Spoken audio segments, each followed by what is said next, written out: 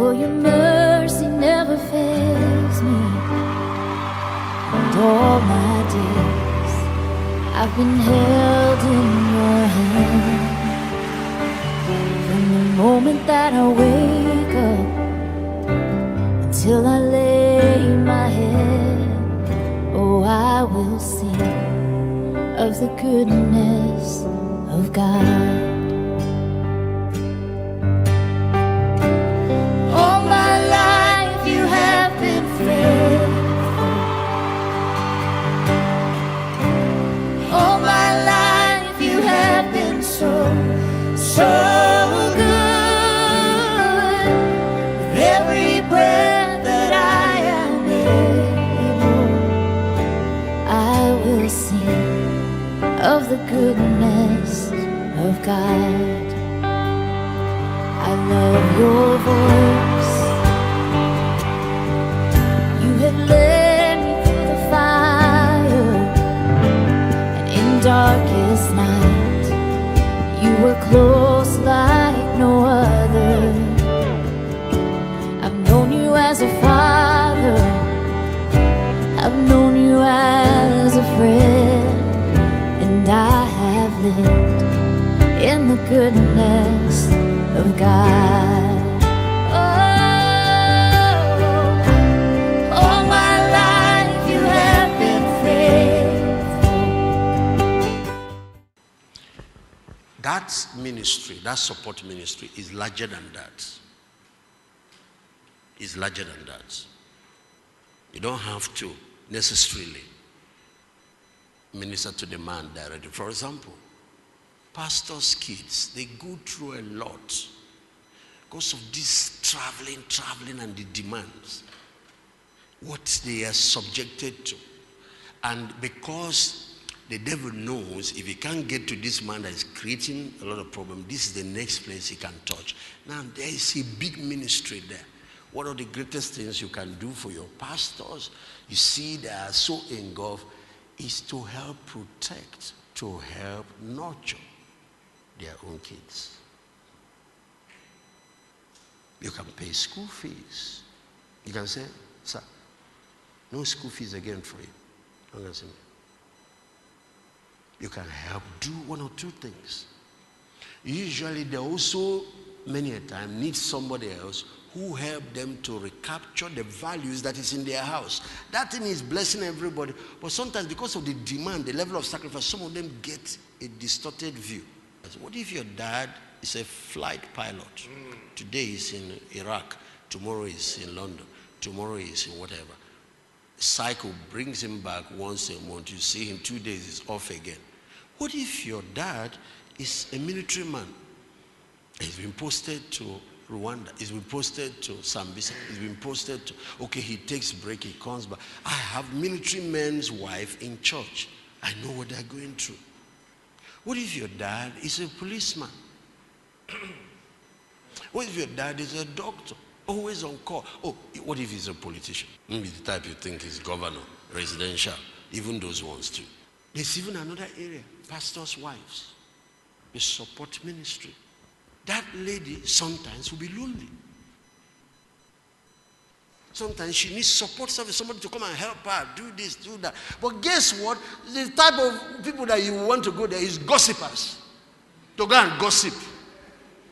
To go and be talking nonsense. Meanwhile, it's an opportunity to be collecting the same level of reward that the man in the battlefront is getting. If you can just go, lend hands. Help with housework, help with, let me do school runs for you. Let me be shopping for you every week. But you don't understand. Have you ever seen soldiers that are in the battlefront and they are the ones who have to go to market and buy the bullets?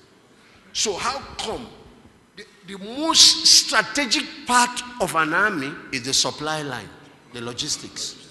Once it's cut off, the battle is over. That's why recently you heard a lot of attack on giving in the church, a lot of attack. That's what is the kingdom of darkness attacking? Our logistic line, the supply line. Let the ones who are released in the field die off. Cut-offs help. Of course, they also pull the excuse that there are a few men of God that are misbehaving. Normally, in all profession, you have them. You have them in medicine. You have never told anybody to stop paying medical bills. You have teachers. You have never told people to stop paying school fees. You have all kinds of profession. Even parents who abuse children. You have never told people to stop marrying. It's the church.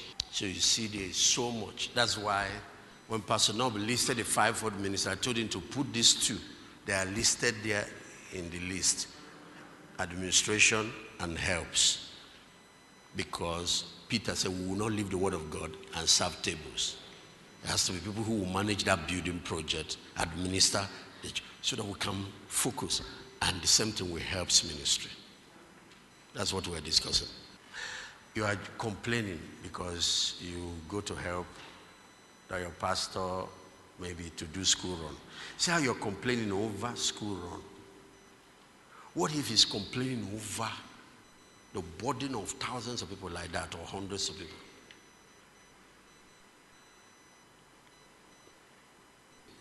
Make sure you connect with me every month. And that one, I'm not begging you, for your good. Make sure you connect with me every month. Somebody else should teach you that. Every month. Don't care what it is, whether it is. And it's two types of connection. One is that you pray for your leaders, then you connect. That's what is called prophetic. That is the engine that cycles the bloodstream around the body. The grace on the head flows to even the toe and the least part of the body and recycle, because God has a system that recycles grace. If you are in this dominion mandate and you are withering like a branch in a vine, there is no prophetic connection, I can tell you that. The life should be flowing to you. You are living as an outlaw. You're just coming here to parasite, to collect things. You don't know you're supposed to be replenishing it. So, and in replenishing it, you enjoy the richness of that grace. It doesn't matter what it is. If you like, let it be 1 kobo every month. The fact you're doing it. And when you do it, you pray for your leader, you pray for the set man. There is something. Maybe tomorrow I'll teach you just maybe 1 prayer or 2 prayer. How to pray for a set man. If you open your mouth and pray now, the kind of power that will follow you ahead. Sure, I showed it to them in Abuja. Instant. This is not come tomorrow. It's a mystery. It's a God. You see, when there is a generator, the only thing you need is connection. Power is not coming to your heart. You are disconnected. But see, just come and tell them that your story. Tell them that story. A child falls. Get me a mic.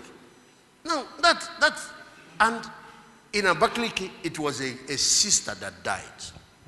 That's our own sister, Dominion City. The sister of that girl died. The whole family made plans for burial. And all of that. Burial. A dead girl.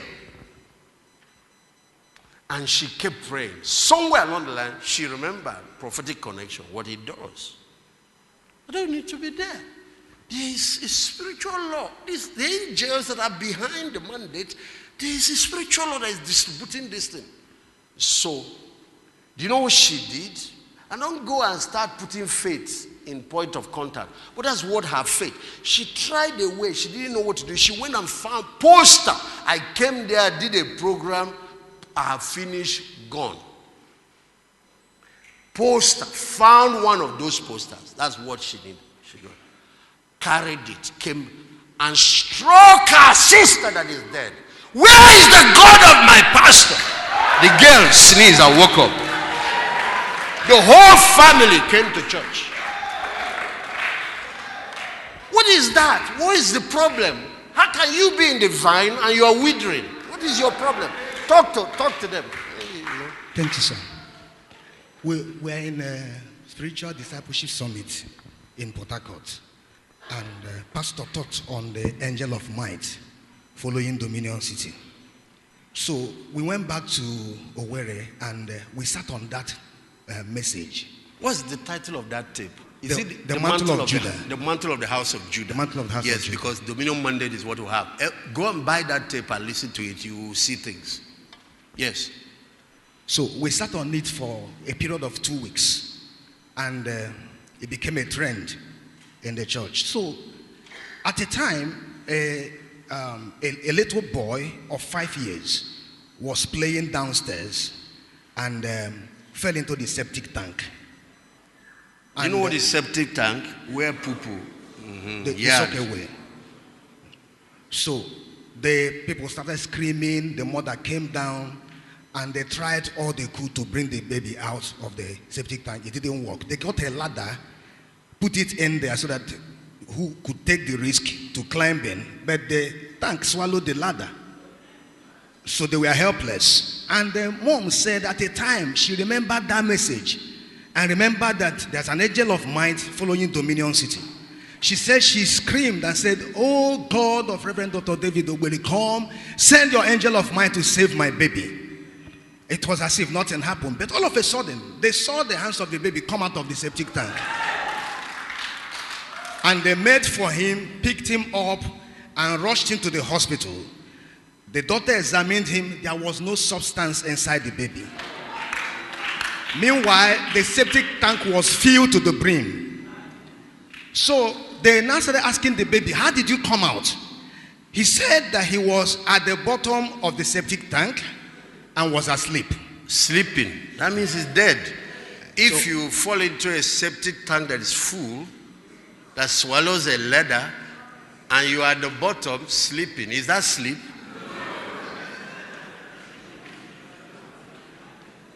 And he was there for more than 25 minutes before he came out. For about how long? For about 25 minutes. 25 minutes. So there was no way he could be alive. Being a baby of 5, he didn't understand the difference between death and sleep. So he said that while he was there, a man wearing white came to the bottom of the septic tank and said, "Your mama is looking for you." Carried him up, and that was when they saw the hands out and they pulled him out of that place.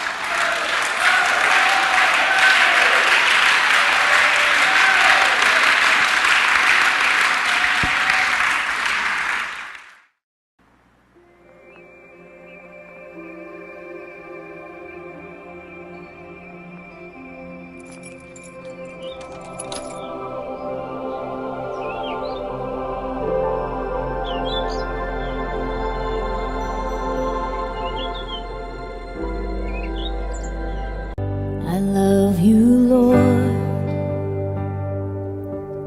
Oh, your mercy never fails me.